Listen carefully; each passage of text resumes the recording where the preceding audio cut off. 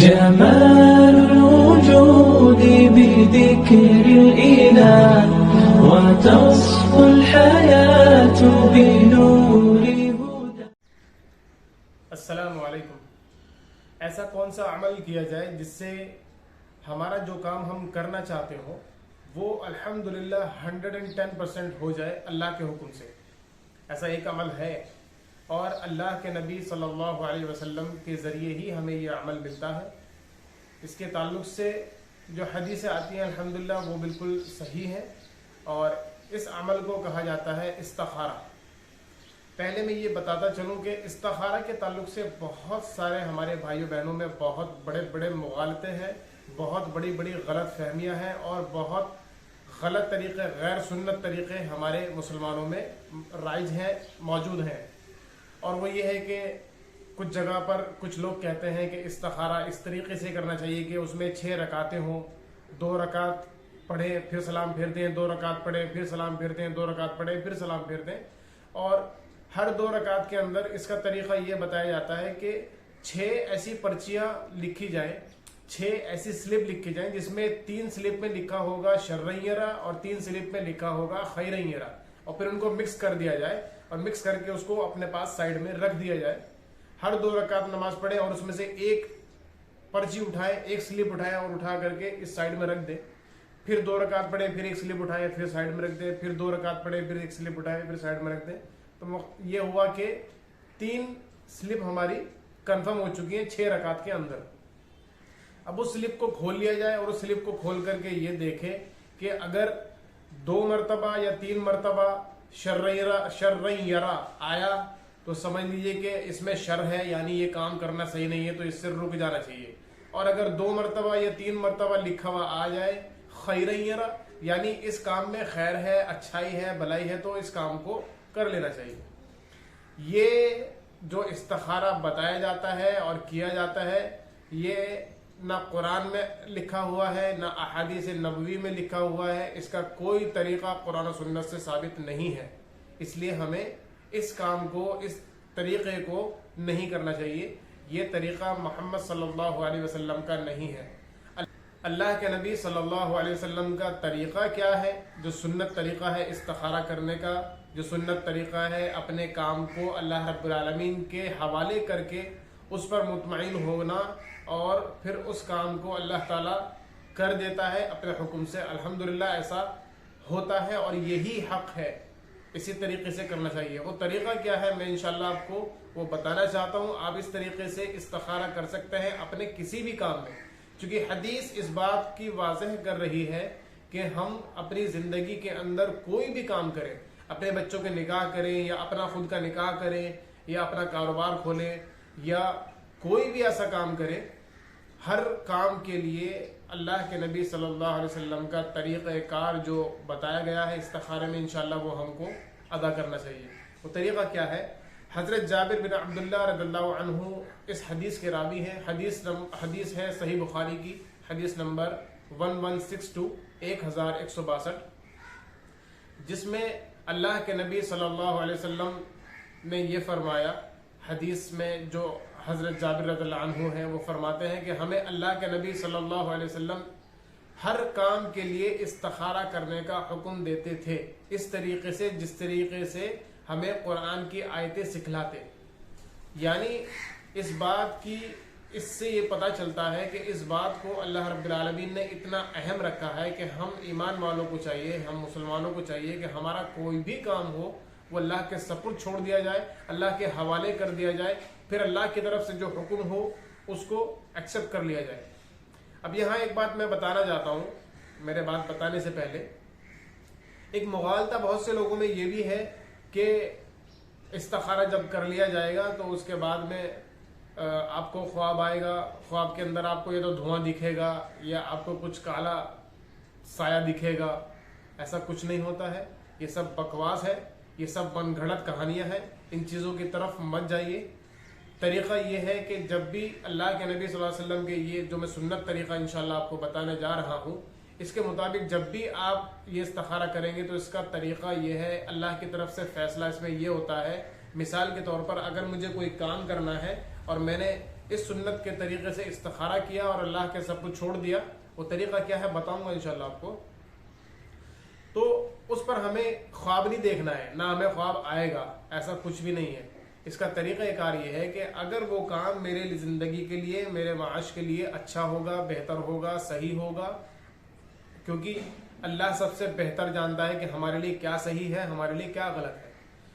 تو اس لیے ہمارے اس فیصلے کے اندر جو ہم اللہ سے کر رہے ہیں، جو ہم اللہ سے مانگ رہے ہیں، اس فیصلے میں جب اللہ کا حکم آتا ہے، اگر وہ چیز ہمارے لیے ہوتی ہے تو اللہ تعالیٰ اس کے کام کو آسان کر دیتا ہے، اس کا ہونا ہمارے لیے آسان کر دیتا ہے، اور ہمارے لیے اس میں اتنی آسانیاں پیدا کر کے رحمت، برکت، اپنا فضل و کرم نازل کر دیتا ہے.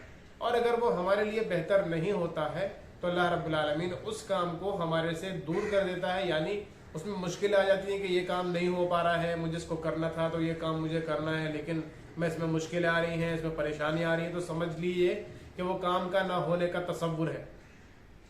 جو اللہ کی طرف سے یہ حکم ہو رہا ہے کہ یہ کام آپ کی زندگی کے لیے بہتر نہیں ہے اور نہ ہوگا، کیونکہ وہ کام واقعی نہیں ہوتا ہے. تو یہ طریقہ ہے. اس کا نماز کا طریقہ کیا ہے؟ اللہ کے نبی صلی اللہ علیہ وسلم نے جو بتایا ہے وہ یہ ہے کہ آپ 4 رکعت نماز فرض جب پڑھ لیتے ہیں، یا 2 رکعت نماز فرض جب آپ پڑھ لیتے ہیں، تو فرض نماز کے بعد آپ 2 رکعت نفل پڑھیے، اور 2 رکعت نفل پڑھنے کے بعد آپ یہ دعا کیجیے. دعا یہ ہے، ہم انشاءاللہ اس دعا کو اپنی ویڈیو کے ڈسکرپشن میں لکھیں گے، آپ وہاں سے اس کو اسکرین شاٹ لے کر کے اپنے پاس رکھ سکتے ہیں. جب بھی آپ نماز 2 رکعت نفل پڑھیں فرض نماز کے بعد، استخارہ کی نماز، تو آپ انشاءاللہ اس کو اسکرین شاٹ کو دیکھ کر کے، موبائل کو دیکھ کر کے آپ اس دعا کو پڑھ سکتے ہیں. اس پڑھنے کے بعد میں جو اردو میں ترجمہ ہے انشاءاللہ وہ بھی آپ کو بتاؤں گا تاکہ آپ وہاں پڑھنے میں آپ کو آسانی ہو جائے. دعا یہ ہے، اللہم انی استخیرک بعلمک واستقدرک بقدرتک واسألک من فضلک العظیم فإنك تقدر ولا أقدر وتعلم ولا أعلم وأنت علام الغیوب اللہم ان كنت تعلم ان هذا الامر. یہ دھیان رکھیے گا، یہ هذا الامر آپ یہاں عربی میں پورا پڑھیں گے، لیکن نیچے اردو میں اس کا ترجمہ بتایا جائے گا کہ وہ کیا ہے. ان هذا الامر خیر لی فی دینی ومعاشی وعاقبت امری فاقدره لی ویسره لی ثم بارک لی فیہ وَإِن كُنْتَ تَعْلَمُ أَنَّ هَذَا الْأَمْرَ خَيْرٌ لِّي فِي دِينِي وَمَعَاشِي وَعَاقِبَةِ أَمْرِي فَاصْرِفْهُ عَنِّي وَاصْرِفْنِي عَنْهُ وَاقْدُرْ لِيَ الْخَيْرُ حَيْثُ كَانَ ثُمَّ أَرْضِنِي بِهِ. اس کا ترجمہ یہ ہے، اے اللہ بے شک میں تجھ سے تیرے علم کے ساتھ بھلائی طلب کرتا ہوں، اور تجھ سے تیری قدرت کے ساتھ طاقت طلب کرتا ہوں، اور میں تجھ سے تیرے فضل عظیم کا سوال کرتا ہوں، کیونکہ تو قدرت رکھتا ہے اور میں قدرت نہیں رکھتا، تو جانتا ہے اور میں نہیں جانتا، اور تو غیبوں کا خوب جاننے والا ہے. اے اللہ اگر یہ کام، یہاں پر جو حاضر الامر اوپر عربی میں تھا اس کا ترجمہ یہاں پر یہ ہے کہ یہ کام کے لیے، یعنی جو کام ہم کرنے جا رہے ہیں اس کام کا نام لیں. مثال کے طور پر اگر یہ کام، یعنی اگر میرا کاروبار جو میں کھولنے جا رہا ہوں، یہ کاروبار میرے دین کے لیے، میرے معاش کے لیے اور میرے انجام کار کے لحاظ سے بہتر ہے، تو اس کام کو میرے لیے حق میں کر دے، اور اس کام کا فیصلہ میرے حق میں کر کے اس میں میرے لیے آسانی پیدا کر دے، اس میں میرے لیے برکت ڈال دے. اور اگر یہ کام میرے لیے بہتر نہیں ہے، میری زندگی کے لیے، میرے معاش کے لیے، تو اس کام کو مجھ سے دور کر دے اور مجھے اس سے دور کر دے، اور میرے لیے جو کام میرے لیے بہتر ہو، یعنی جو کاروبار، یعنی جو دکان، یعنی جو رشتہ، یعنی جو نکاح، یعنی جو لڑکا، یعنی جو لڑکی میرے نکاح کے لیے یا میرے کام میں جو بھی کچھ میں بول رہا ہوں وہ میرے کام کے لیے اگر بہتر ہے تو اس کو میرے حق میں کر دے جہاں بھی وہ ہو. چونکہ اللہ جانتا ہے، اللہ علم رکھتا ہے اس بات کا کہ جہاں وہ کاروبار یا جہاں وہ رشتہ یا جہاں کوئی بھی کام میرے لیے وہ اگر بہتر ہے تو میرے نزدیک اس کو کر دے اور میرے لیے اس میں فیصلہ کر دے اور میرے دل کو مطمئن کر دے. یہ اس کا طریقہ ہے. اس طریقے سے استخارہ کیا جاتا ہے. اس میں کوئی خواب نہیں آتا، اس میں کوئی دھواں نہیں آتا، اس میں کوئی کالا سایہ نہیں آتا. یہ سب چیزیں نہیں ہیں اسلام میں. اسلام میں طریقہ یہ بتایا گیا ہے کہ اس طریقے سے آپ انشاءاللہ استخارہ کریں. ایسے استخارہ کریں گے تو انشاءاللہ اللہ کی طرف سے جو حکم آئے گا اس پر آپ مطمئن رہیں. چونکہ ایمان والوں کو چاہیے کہ وہ اللہ کے ہر فیصلے پر ثابت قدم رہے.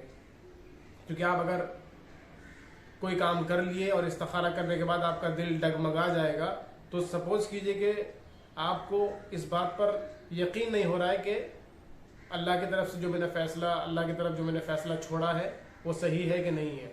جو بھی آپ کی زندگی میں وہ بات گزرے کہ یہ چیز میرے لیے بہتر نہیں ہے, آپ کو وہ کتنا ہی اچھا لگ رہا ہو, لیکن جب کوئی چیز آپ کے لیے بہتر نہیں ہے تو اس کا نہ ہونا ہی اللہ کی طرف سے اگر آئے گا تو وہ اچھا نہیں ہوگا, اور اگر وہ چیز بہتر ہوگی تو اللہ کی طرف سے آسانی آئے گی, اللہ کی طرف سے اس کام کا ہونا بہت آسان ہو جائے گا. اللہ سے دعا کرتا ہے کہ اللہ رب العالمین ہم لوگوں کو من گھڑت طریقوں سے اور تمام وہ چیزیں جو ہم لوگ کرتے ہیں اور وہ سنت اور احادیث میں نہیں ہیں, شریعت میں نہیں ہیں, ان کاموں سے ہماری حفاظت کرے, تمام بدعات اور خرافات سے ہماری حفاظت کرے, آمین.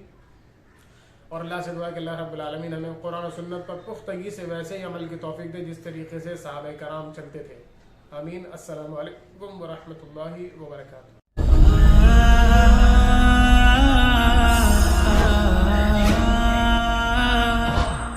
امن کا پیغام انسانیت کے نام.